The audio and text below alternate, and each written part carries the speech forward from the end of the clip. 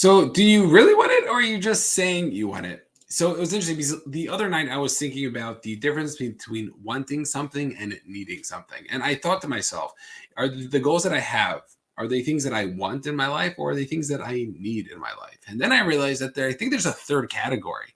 And the third category is our desire. We are desiring things. And there's a difference between desire, wanting, and needing. Let's break it down, and then we'll throw it all in, try to figure out where we are and what is we can start to do and which area we should be in.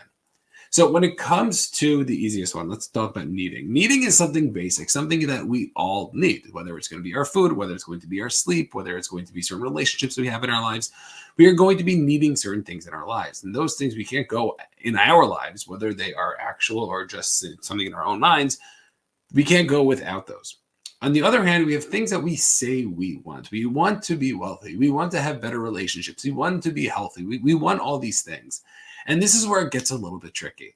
So when you say you want something, do you really want something? Or are you just saying you want something and really you just desire it? You would like to have it, but you're not really willing to put in the work. So if I would say to myself, hey, I want a cookie. So if I wanted to, I can build the courage to get up from my chair, go downstairs and grab a cookie out of the freezer. But the question is that the same as my weight or my relationships that I want? And I think for certain people, the answer is yes. And I think for certain people, the answer, unfortunately, is no. And what we need to try to figure out is where do we stand on this line? Because I don't think there is a one all be all, and I don't think you're in one place all the time. The problem that happens, though, is that people end up saying they want certain things, but they really don't want it. They're just desiring it. They would like to snap their fingers and make it happen. The difference between the wanting group and the desiring group is that the wanting group actually has a possibility of making it happen. Not that it's going to be easy and not that it's going to happen right away. But there's this battle that is going on internally that allows them to seek to try to see that accomplished. On the other hand, the people who desire things are probably, I would say, a little less happy, a little less, gung-ho in terms of their own life. They are probably complaining a little bit more and a little bit more negative when it comes to things that they're going on in their lives that are not working out for them.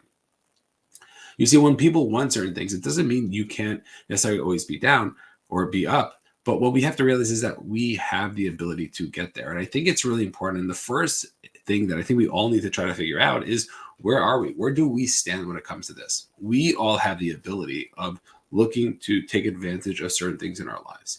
And if we are being just not true to ourselves, then of course we're not going to be able to reach the goals that we want to reach. When people say, ironically, this right now is being given during the debate. And I had this big debate whether I was actually going to make this live or I was going to go watch the debate. And I thought to myself, somebody who's successful in terms of their own podcasting, in terms of their own message that they're trying to get across, what's going on? Is the debate something that I need to see live? No. Is it something that I need to even see the whole thing? Probably not. I'll probably get all the highlights afterwards. So would it probably be more beneficial for me to be doing something that's going to be more beneficial to me? So it's something that I want to be doing. I want to be a good podcaster. And I'm trying to do certain actions that are going to enable me to do that. So this right now is enhancing that. And we all need to ask our own questions about that. It's like, what is it that we want to be doing? And do we really want to be doing it? I want to be waking up in the morning. Do you really want to be waking up in the morning? Or do you want somebody to wave a magic wand and then all of a sudden you start waking up in the morning?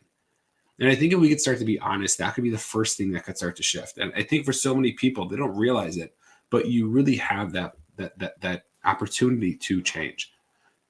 The next thing that I think we have to start to understand and start to shift off is the circle of positivity. You see, when it comes to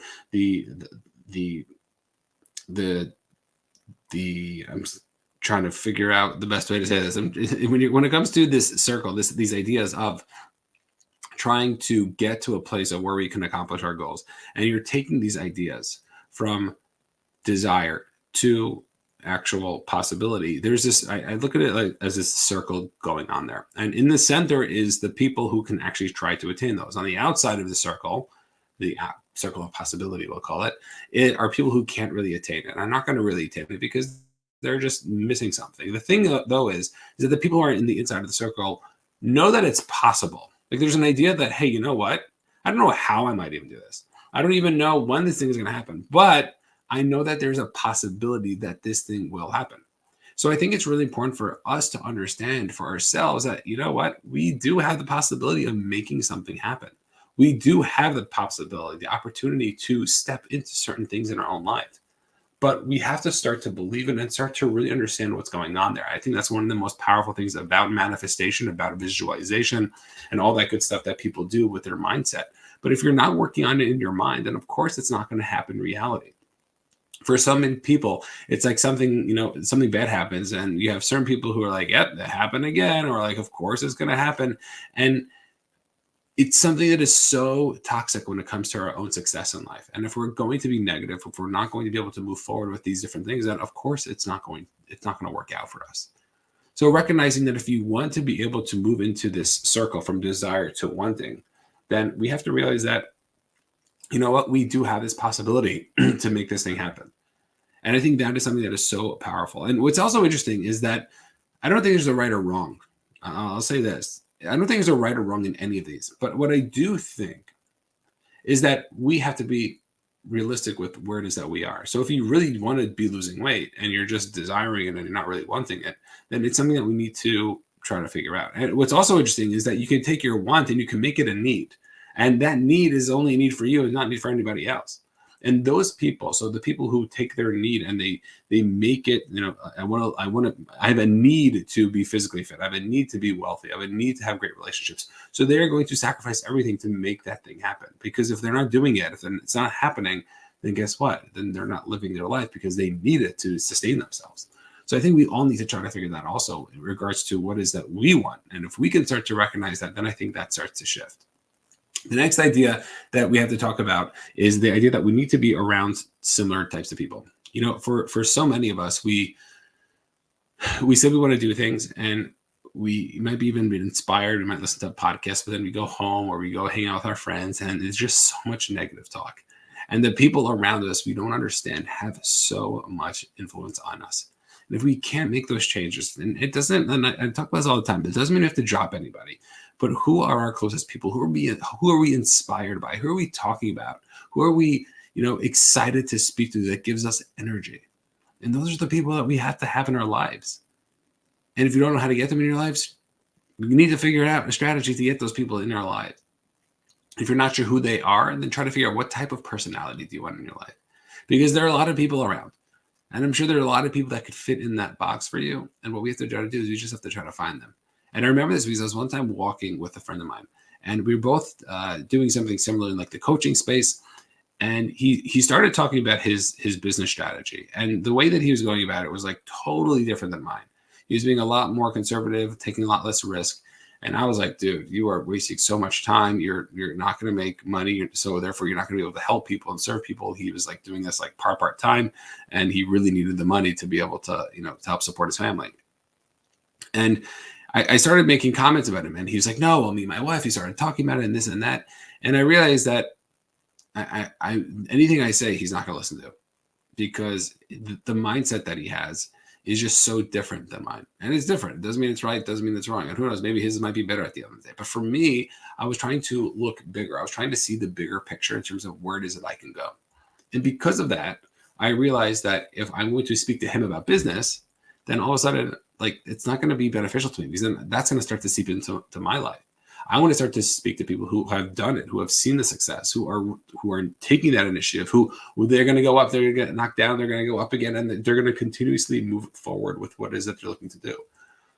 I have other things I want to talk to them about, parenting and, just raising our kids and whatnot. Like, I think that's something that I think will be very beneficial. But when it comes to business, like, it's just not the right person.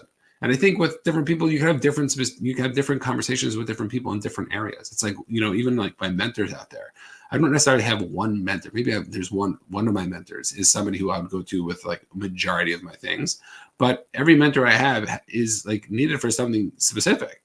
And what's cool about that is that, like, I don't need to be speaking to them about everything. It's just like, hey, I need to speak about business. I need to speak about parenting. I need to speak about my health, and whatever it might be, my existential crises that are going on, right? Whatever it might be that I'm going through, those are the things that I need to start to shift. And we need to try to figure out who are those people around us. And if they're not around us, how can we get them around us? Because that could be something that could shift so much within our own personal lives. So what is it? Who are those people that are going to be around us? And the last two things are this. Number one, we need to set proper expectations.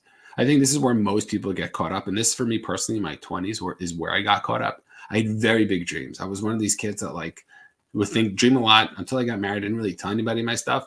And then once I started getting married, I realized, oh my gosh, like maybe most people don't think like this. And that was fine. And I don't think there's anything wrong with that. The issue that I had was that the expectation of what it really took to become successful was different. And that was something that I had no idea about. And I realized that if I want to be doing something, if I want to be able to make it big, if I want to be able to do big things in the world, then I'm going to have to shift my expectation in terms of what it really takes.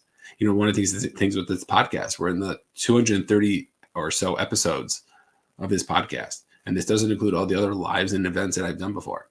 And the reason why I'm doing so many is because I want to get better at it. I want to be able to practice. I want to see, hey, you know what? Episode 235 is going to be a lot different than episode 35. And I want to see the growth and I want to become better at it. And if we can start to understand that and start to figure that out, then all of a sudden we have the ability to start to make big changes in our life. And that is something that is so exciting. However, if we don't set ourselves up properly, we're going to set ourselves up for failure. And if we set ourselves up for failure, we're going to mess up because it's going to happen. We're going to mess up. But then the problem is that we're not going to be able to get back up because we think there's something wrong with us. We think we did something wrong because it's supposed to happen A, B, C, and A or B or C didn't really happen.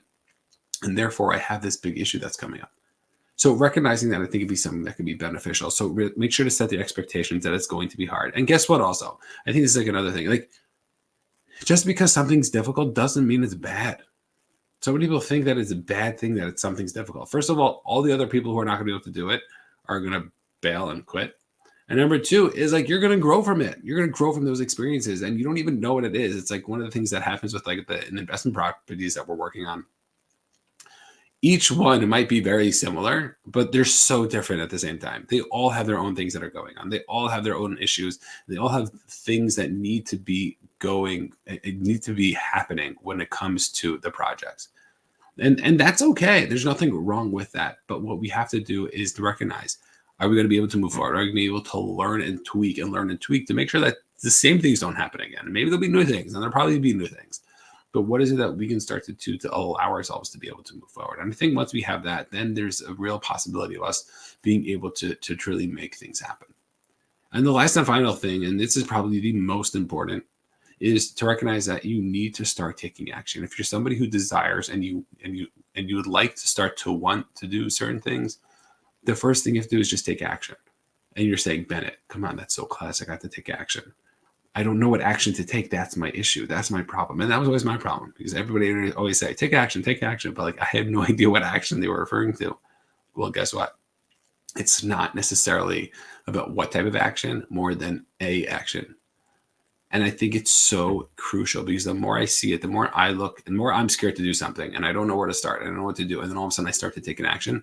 Then all of a sudden, then I have the ability to move forward. And then I understand what's the next action and what's the next action and the next action. And then all of a sudden I start to build these things one on top of the other.